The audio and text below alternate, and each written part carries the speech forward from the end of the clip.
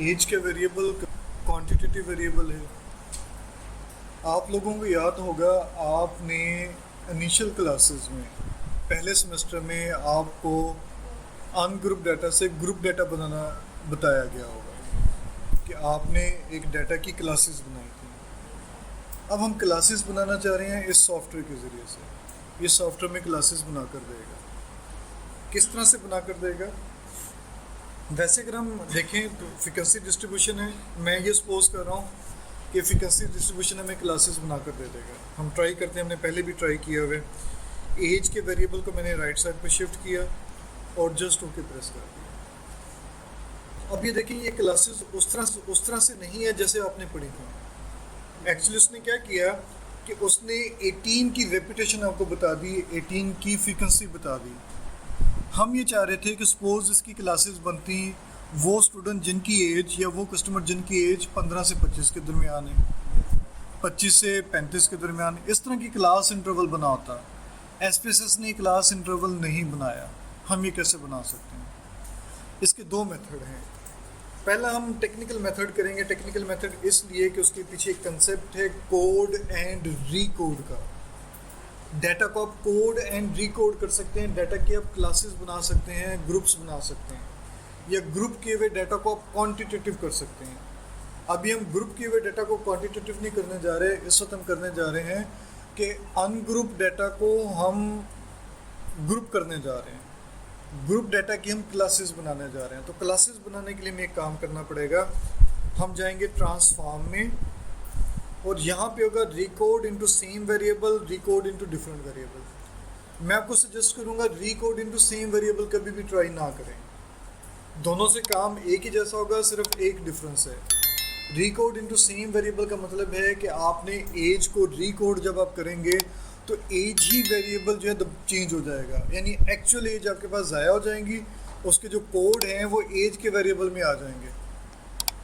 Being statistician या being data handler, आप हमेशा ये काम करें कि आपके पास जो ओरिजिनल डाटा या वेरिएबल है वो भी सेव रहे और उससे आपने जो ट्रांसफॉर्मेशन की है, कोडिंग रिकोडिंग की है, वो नया वेरिएबल भी आ जाए। यानी पुराना वेरिएबल कभी भी ज़ाया ना करें, क्योंकि हो सकता है कि आपने कोडिंग रिकोडिंग सही ना की हो, किसी और स्कीम से करना पड़े, तो ओरिजिनल वेरिएबल आपका ज़ाया हो चुका होगा। दोबारा फिर इस पॉइंट को समझने, रिकोड इनटू सेम वेरिएबल का क्या मतलब है कि जब आप एक वेरिएबल को कोड करेंगे, यानी मैं क्लास बनाना चाह रहा हूँ 15 से 25 की, मैं उसे एक कोड एलोकेट कर दूंगा। जब मैं एक कोड एलोकेट करूँगा तो एसपीएसएस उसका एक नया वेरिएबल बनाएगा। अगर मैंने सेम वेरिएबल किया तो वो नया वेरिएबल नहीं बनाएगा, बल्कि एज वाले वेरिएबल को ही चेंज कर देगा। अब यहाँ पर 20, 22, 67, 23 वगैरह की बजाय 1, 2, 3 के कोड आ जाएगा, यानी आपकी एक्चुअल एज वेरिएबल ज़ाया हो जाएगा। तो इसलिए हमेशा ये ट्राई करें कि Recode into different variable try करें, ताकि ओरिजिनल वेरिएबल भी रहे और उसकी नई कोडिंग भी आपके पास आ जाए।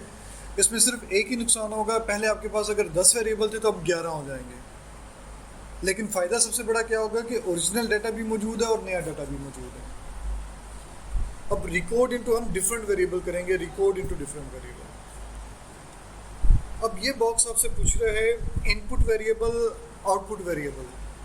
आप जिन वेरिएबल को इनपुट करेंगे उनसे आपको आउटपुट मिलेगी।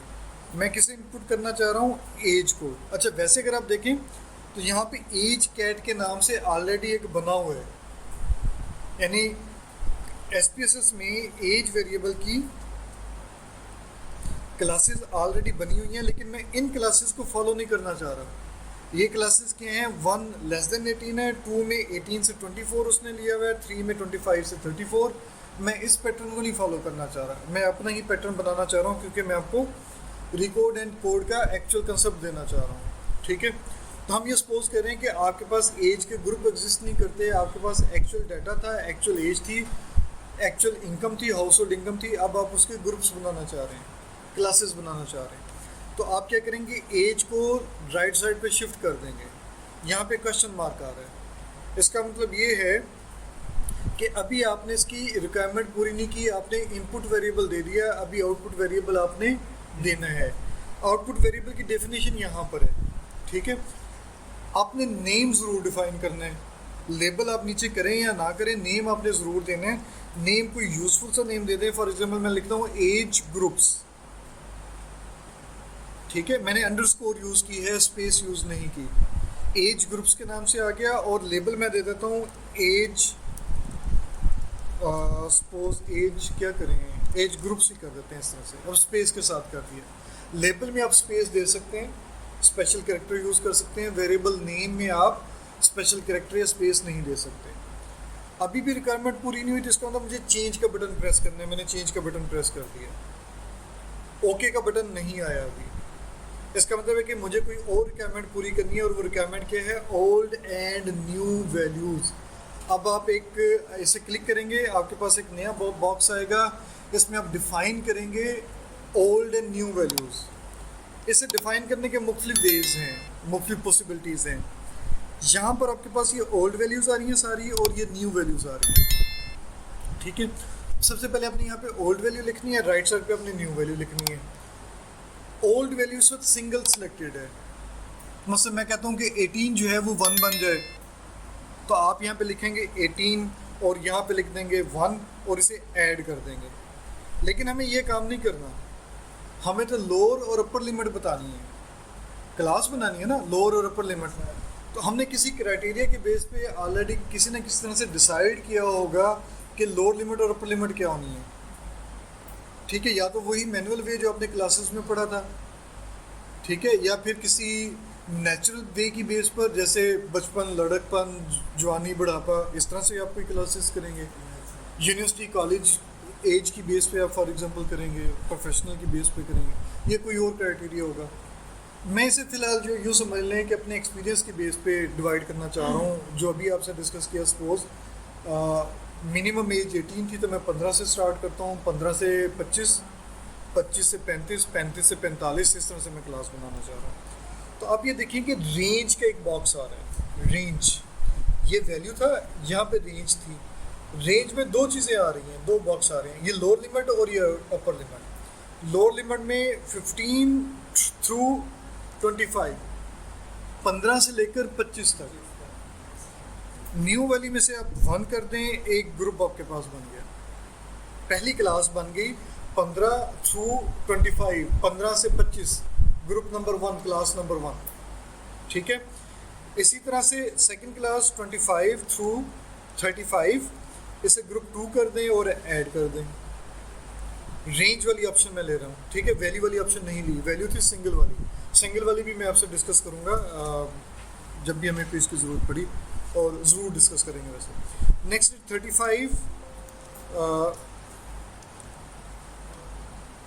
35 थ्रू 45, ग्रुप नंबर 3, और इसे मैंने ऐड कर दिया।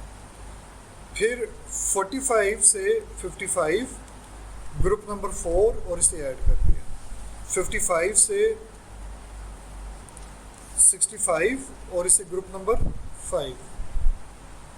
और सपोज इसके बाद जो ग्रुप है उसे मैं यानी वो तमाम लोग जिनकी एज 65 से ज़्यादा है, उन्हें मैं ग्रुप नंबर 6 बनाना चाह रहा हूँ। अब मुझे नहीं पता कि मैक्सिमम एज क्या है, हमने चेक नहीं की, मिनिमम हमने देख ली थी। तो मेरे पास एक ऑप्शन है, रेंज वैल्यू थ्रू हाईएस्ट, यानी मैं यहाँ पे लिखता हूँ 65 फॉर एग्जाम्पल, 65 या उससे ज़्यादा, यानी 65 एंड अबव आ गया आपके पास। बजाय इसके कि मैं यहाँ से उसे इस रेंज में डिसाइड करता, तो मैंने क्या किया, उसे इसने एसपीएस से मुझे ऑप्शन दी थी कि 65 या 65 से ज़्यादा, यानी जो भी वैल्यू मैंने लिखी है उस वैल्यू से ज़्यादा। ये है रेंज ही, ये है रेंज ही, लेकिन हमने यहाँ पर उसे कह दिया कि 65 या 65 से बड़ी जो भी वैल्यू नज़र आए उसकी क्लास नंबर कौन सी बनानी है, 6 बनानी है।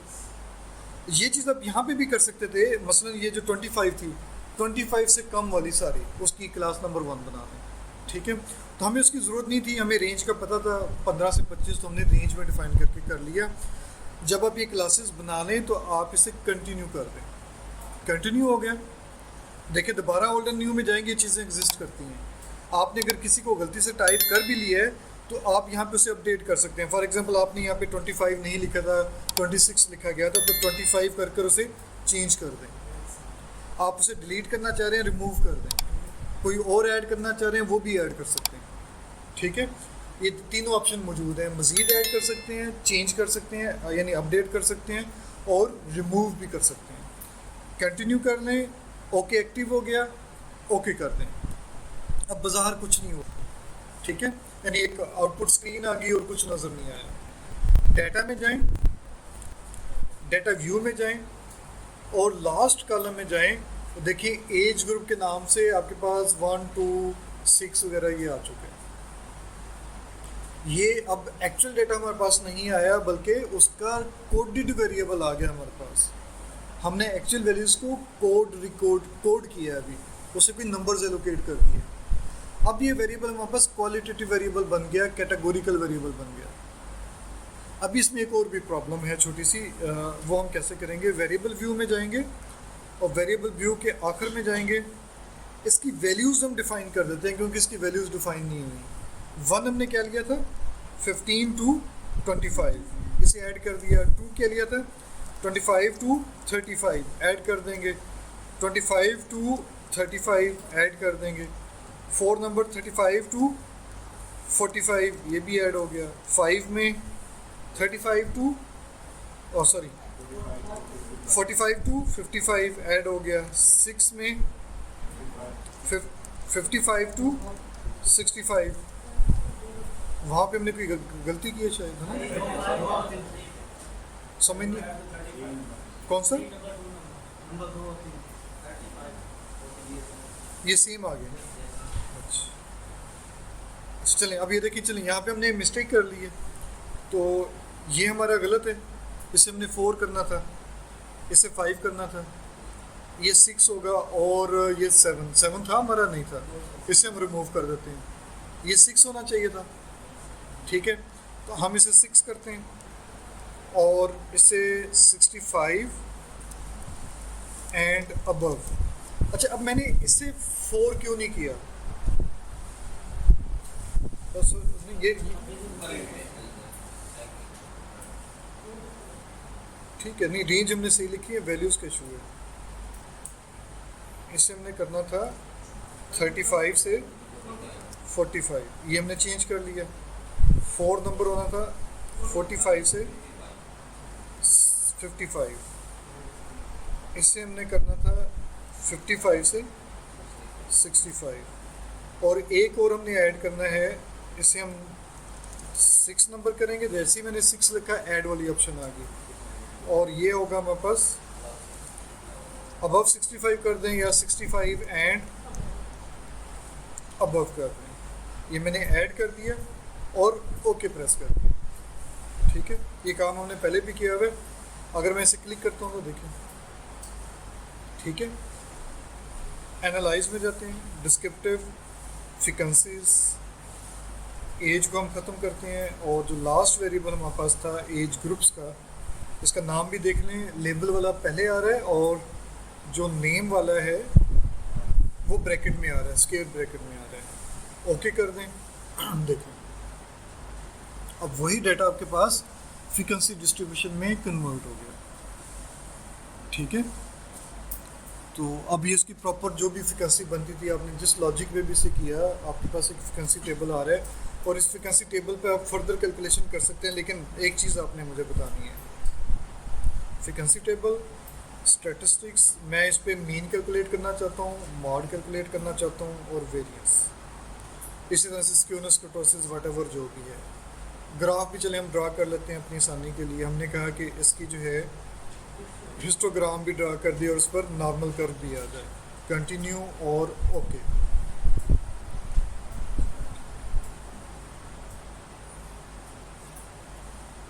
जी, ये मीन्स वगैरह आ गए, मीन, मॉड और वेरिएंस आ गए, फ्रीक्वेंसी डिस्ट्रीब्यूशन आ गई।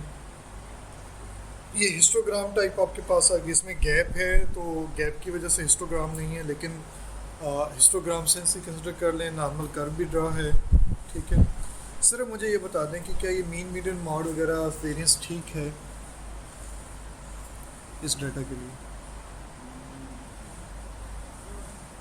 नहीं, क्यों ठीक नहीं है?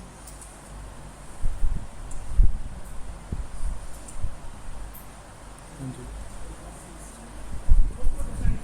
जी 1 2 3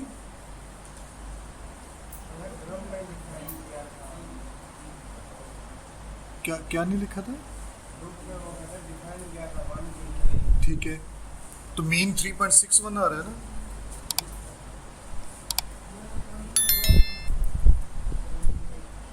हाँ जी। आप लोगों ने फ्रीक्वेंसी डिस्ट्रीब्यूशन से मीन मीडियन मॉड और स्टैंडर्ड कैलकुलेट करना सीखा था ना? फ्रीक्वेंसी डिस्ट्रीब्यूशन की बेस पे ये आपके पास आ गया है। मेरा क्वेश्चन है कि क्या ये ठीक होगा?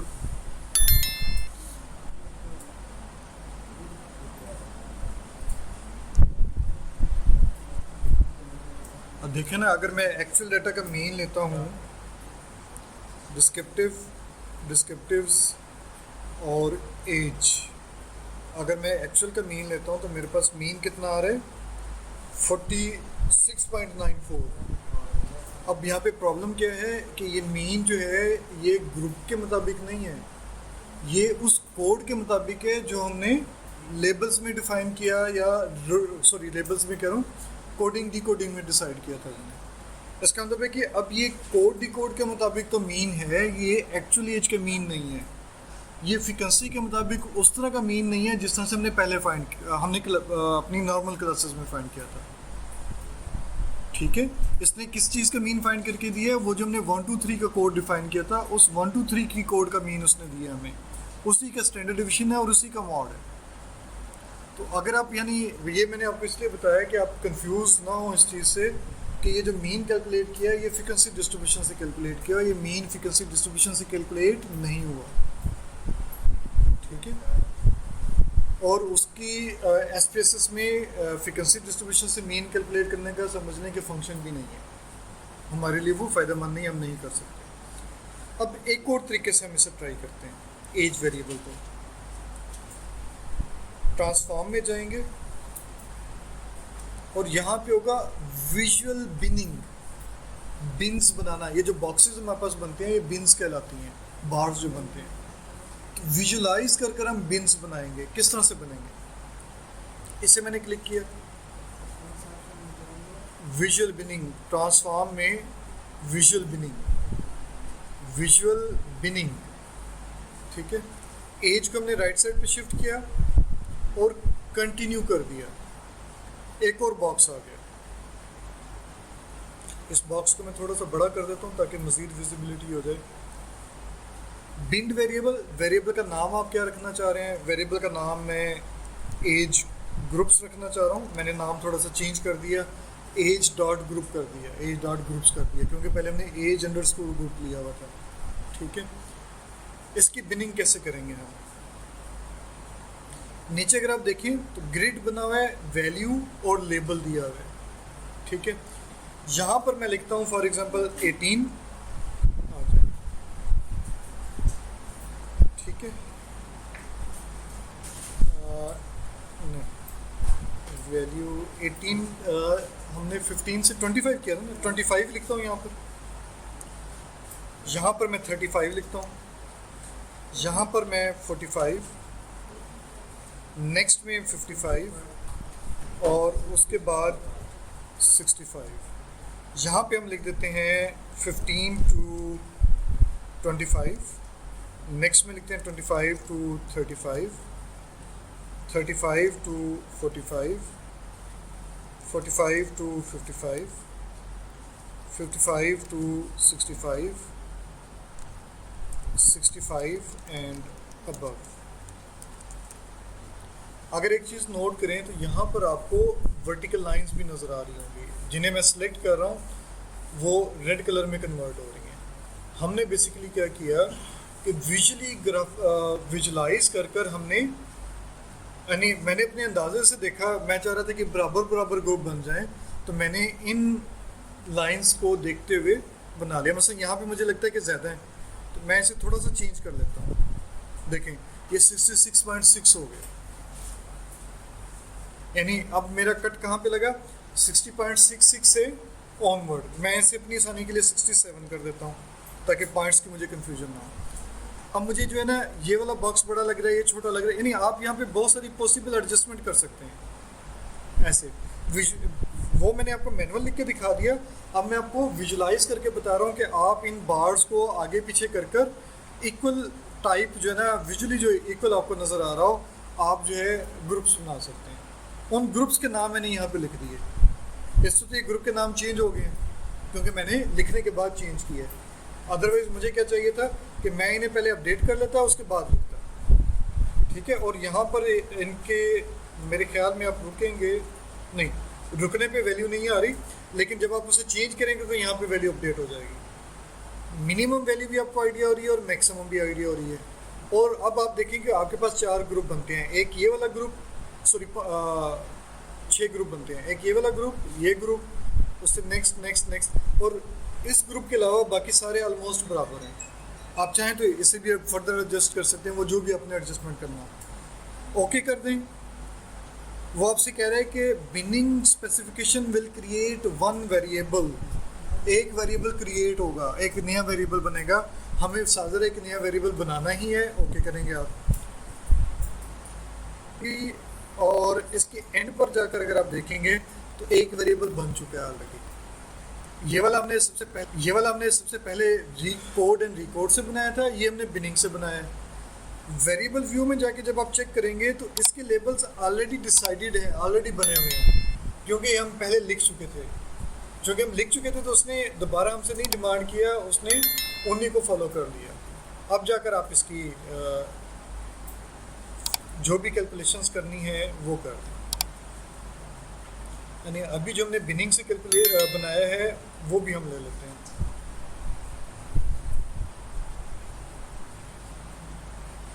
देखिए, ये रिकॉर्डेड से है और ये बिनिंग से है।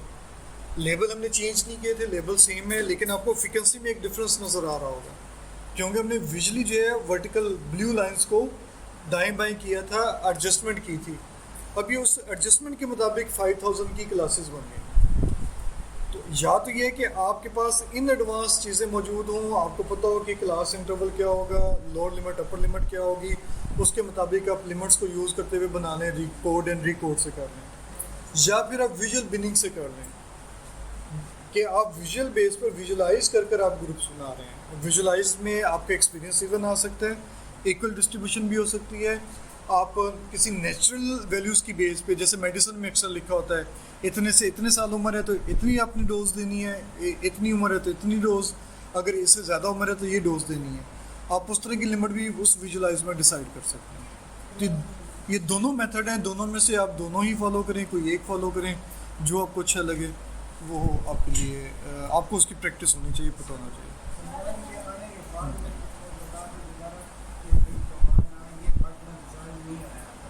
कैसे कैसे कैसे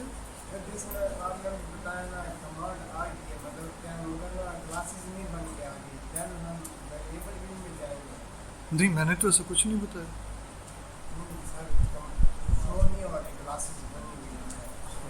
देखिए, ये जो दोनों काम हमने किए हैं ये स्टैटिस्टिकल एनालिसिस नहीं है। ये भला क्या था? ये था हमने एक वेरिएबल को किसी दूसरे वेरिएबल में कन्वर्ट किया, यानी एक वेरिएबल से नया वेरिएबल बनाया। तो अब उसकी कमांड तो रन हो जाएगी, उसकी आउटकम आपको क्या आएगी? तो जब आप उसे एनालाइज करेंगे तब आएगी ना। यानी जब आप कोड रिकोड में गए या आपने विजुअल बिनिंग की, उसने वेरिएबल बना दिया, वेरिएबल की कमांड रन कर दी।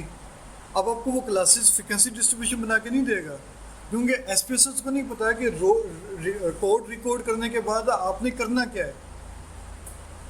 अब हो सकता है मैं इसकी फ्रीक्वेंसी डिस्ट्रीब्यूशन बनाना ही ना चाहूँ, मैं इसे एनालिसिस ऑफ वेरिएंस में एज ए फैक्टर यूज़ करूँ, तो इसलिए आपके पास उसकी क्लासेस की फ्रीक्वेंसी नहीं आएगी, वो आपको सिर्फ एक कमांड रन करके देगा। वेरिएबल व्यू में आप इसलिए गए थे कि कोड रिकॉर्ड से आपको वैल्यूज़ नहीं मिलेंगी, वो आपको खुद बनाना पड़ेंगी। विजुअल बिनिंग में आप उसी बॉक्स में लिख देते हैं, वो उसी को वेरिएबल व्यू में ले लेते हैं। फर्दर एनालिसिस के लिए आपको डेफिनेटली एनालिसिस में जाना पड़ेगा। ठीक है, क्लियर हो गया पॉइंट? यहाँ से किसी ने पूछना?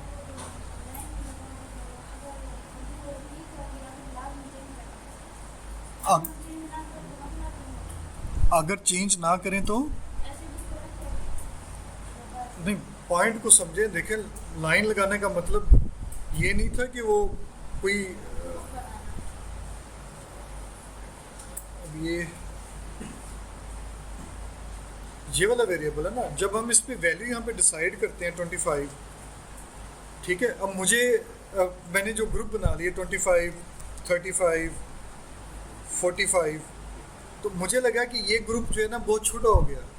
मैं ये चाहता था कि ये ग्रुप जो है फ्रीक्वेंसी के पॉइंट व्यू से इक्वल हो, तो तब मुझे इसे चेंज करना है ना। अगर अदरवाइज अगर आपने समझा कि 25 होना चाहिए तो 25 होना चाहिए, मिनिमम से 25 तक, तो ठीक है, वो ऑटोमेटिक चाहिए। आप जिसे भी चेंज करेंगे, मसलन मैं इस वक्त इसे 45 किया हुआ है, मैं इसे यहाँ पे लाता हूँ, ये 52 हो गया। अब ये ग्रुप छोटा है, ये उससे थोड़ा सा बड़ा है, ये उससे बड़ा है और ये सबसे बड़ा है। अगर आपकी क्लासेस आप इस एज को इसी तरह से डिस्ट्रीब्यूट करना चाह रहे हैं तब भी ठीक है। ये तो अब डिपेंड करता है ना कि आपने क्लासेस किस इंटरवल से बनानी है, ठीक है। विजुअली मैंने आपको इक्वल इसलिए कहा कि हो सकता है आपने ग्रुप्स को इक्वली डिवाइड करना हो। मेडिसिन की एग्जांपल इसलिए दी कि एज जो बच्चों का एज ग्रुप है उसमें कम एज होगी, कम लोग हो सकते हैं, एज रेंज भी डिफरेंट होगी। जो टीन वाली एज में है उनकी रेंज और होगी, ठीक है ना, उनमें डेफिनेटली फ्रीक्वेंसी भी और होगी, उनका ग्रुप विड्थ भी चेंज होगी। ये तो प्रॉब्लम भी डिपेंड करता है ना कि हम किस तरह की प्रॉब्लम कर रहे हैं और वहाँ पे हमें क्या रेंज डिफाइन करनी चाहिए, और उसमें आपने जो भी सेट करनी है वो आप सेट कर सकते हैं। लाइंस आपके पास मौजूद हैं, एक दफ़ा वैल्यूज़ लिख दें, उसके बाद आप डिसाइड कर लें। ये अगर आपको एग्जैक्ट पता है तो अगर आप 27.7 आपको पहले ही पता है तो आप डेट यहीं पे लिख दें 27.7, ऑटोमेटिकली यहाँ पे लाइन आ जाएगी। 18 को नहीं, मिनिमम तो चेंज नहीं होगा ना, डाटा की मिनिमम वैल्यू ही 18 है, तो ये तो चेंज नहीं होगी। डाटा में जो मिनिमम वैल्यू है 18 है, वो चेंज कैसे होगी? वो तो सिर्फ एक ही तरीके से चेंज हो सकती है कि डाटा में जाएं, वहाँ पे जाके 18 को 15 कर दें।